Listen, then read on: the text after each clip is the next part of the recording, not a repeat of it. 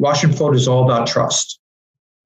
People in retail always focus on average ticket, which I think it's good for certain aspects, but what they're missing in wash and fold is the average value that people are leaving in wash and fold. So the average ticket might be $30, $40, right, for a bag of laundry.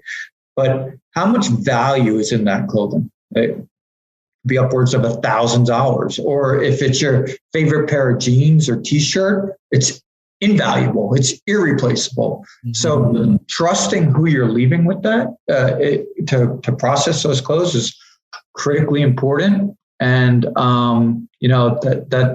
that takes a different level of customer engagement. And I think we can learn a lot from like the restaurant industry when you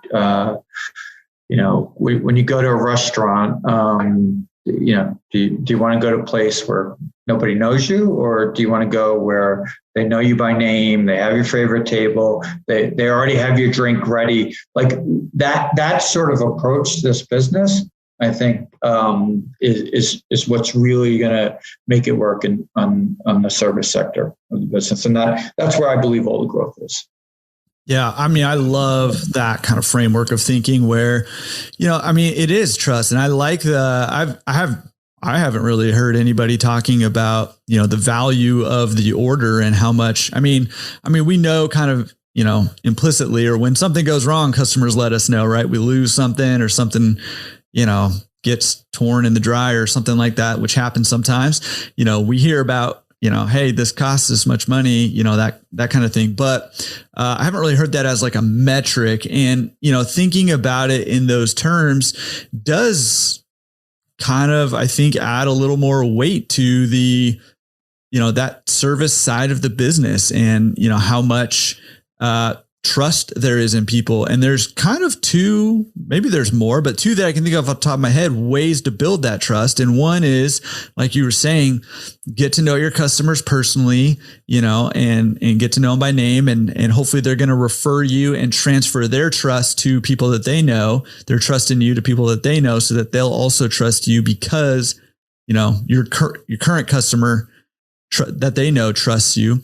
Or to do it more, I'd probably say and to do it more on the bigger scale, on the more public platforms like a Google, like a Yelp, those kinds of things where trust is also transferred, maybe not by somebody that you know personally, but by the masses, right? And so that's why, getting good reviews, offering good service is one thing, and it's definitely going to help your business, but taking that one extra step and trying to purposefully get reviews and intentionally ask for reviews actually is another way to kind of build that trust. And again, the more valuable the product is for the customer, the more trust you need to build. So anything you can be doing service-wise to build that trust is going to be huge for your business. 100%. And I see it in my own service hat. Like when I'm looking for a new service, like we've all become like these hack consumer research, consumer reports people, where we're going through reviews and cross-checking sites because it's not just the rating. You want to make sure the reviews are valid and that and you want to check, all right, is this propaganda or is it real? And people know the difference, and they want to see even that the negative reviews that they were like, when I see, like, listen, you're going to have negative reviews. It's inevitable, hopefully. Otherwise, you don't have enough business. If you don't have enough volume of business, then you could have, 6 5-star reviews, which by the way, people see also. If there's not enough reviews, that's a red flag. But, when you get into hundreds, if not thousands of reviews, you're going to have some negative ones. And what I look for is how did the business respond? And the really good ones, you'll see that they're all over it and they're responding and owning up to any mistakes and criticisms and taking care of the customer. So this is it's a new world. It's changing fast. And I think I think you hit the nail on the head. Like that's a big part of the trust nowadays. And I go back to emphasize that point of the value. Like if you're just ordering a hamburger, you might just take a gamble one night and order from a new place without much research, right? Like I take my food seriously, but one meal, like I'm not going to put in hours of research. But for $1,000 worth of my clothes and my favorite stuff, I'm gonna put some effort into that. And then the residual effect of that is because I'm not just doing this once. I'm doing it every week after that. So it's worth the research. So I think I need to keep that in mind.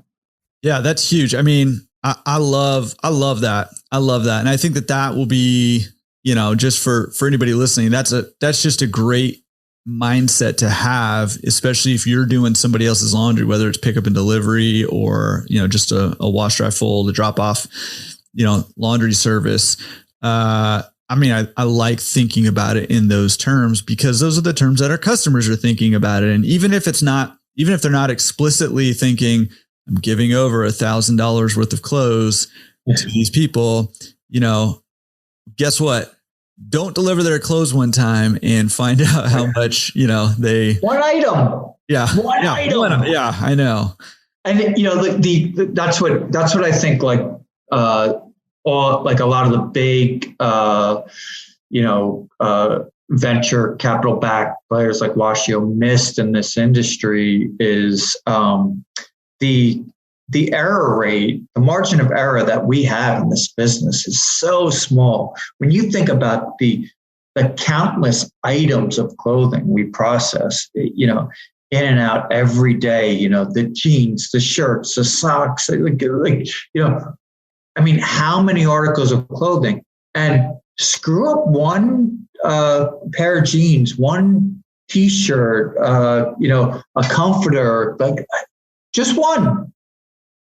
And it'll wreak havoc in your day. So, like, to think about the accuracy rate or the quality rate that you need to have in this business, you need to be incredibly on point.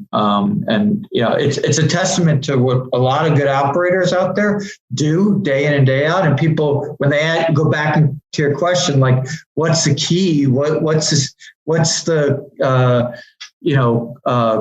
essential aspects to success? It's hard to describe in this like magic bullet of something that's going to be so poignant and so earth-shattering that people, blow people's brains. It's like doing stuff consistently well, time and time and time and time again. That's the secret. And it's really hard to do.